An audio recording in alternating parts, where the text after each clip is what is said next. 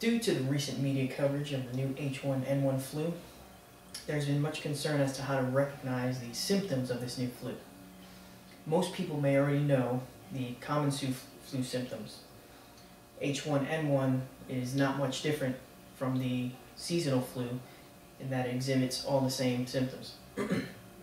These symptoms can include, but are not restricted to, fever, coughs, sore throat, runny or stuffy nose, or head or body aches. Some people may even acquire fever, but not everyone, and there are some who also acquire vomiting as well as diarrhea. On occasion, severe cases may need immediate medical attention. If someone with the flu begins exhibiting breathing problems, heart problems, or severe dehydration exemplified by extreme or infrequent urination, then it is recommended to get immediate medical attention. Most deaths associated with the H1N1 flu and the seasonal flu are the result of complications or other underlying physical conditions. Unlike the common cold, the symptoms of the flu come on rather quickly. It is important to keep a close eye out for symptoms that may need immediate medical attention. Anyone with the virus should cover all coughs and sneezes with a tissue. Afterward, it is recommended that you wash your hands thoroughly or use an alcohol-based hand sanitizer. You should also drink plenty of water or broth or sports drinks. And of course, also make sure you get plenty of rest. Stay home from school or from work, whichever the case may be. Make sure you follow all doctors' or physicians' medical recommendations.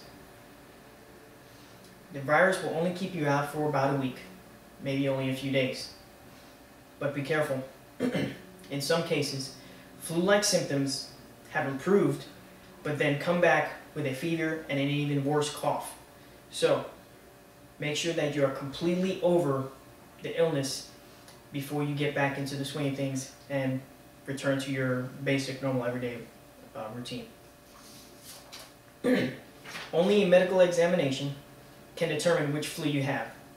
So, if someone in your family or yourself is diagnosed with H1N1, make sure that you stay home. After being initially diagnosed, the person who's infected should be isolated and avoid face-to-face interaction with other people. You do not want to be spreading the virus around to anyone. If face-to-face contact is unavoidable, it is recommended that you wear a face mask or even a respirator. Most medical facilities will provide that for you if requested, and you can also buy them in your local pharmacies. Those who are most prone to getting the flu should avoid contact with those who do have the flu.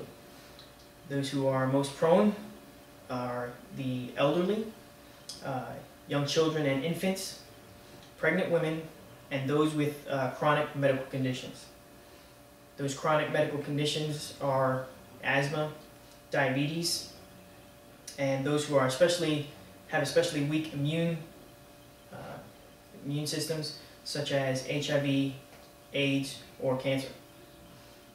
Everyone in the household should make sure that they wash their hands frequently, and when recovering from the H1N1 flu vaccine, it is recommended that you stay home at least 24 hours after your flu has passed and your fever has passed, so as not to, as I said before, have a relapse of the flu and have it be worse than before.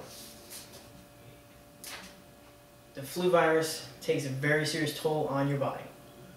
Once your fever has gone down, you'll probably feel weak for a few days, but you will soon recover. Sometimes the cough may linger along with the fever, but that too will pass. It's also noted that people infected with the H1N1 flu virus can infect others from one day before getting sick to 5 to 7 days after. So it is a good idea to be especially careful at these times. In the case of children and people with weakened immune systems, it can stay around a little bit longer. One good thing is that after recovering from H1N1, you should have a strengthened immunity to the flu.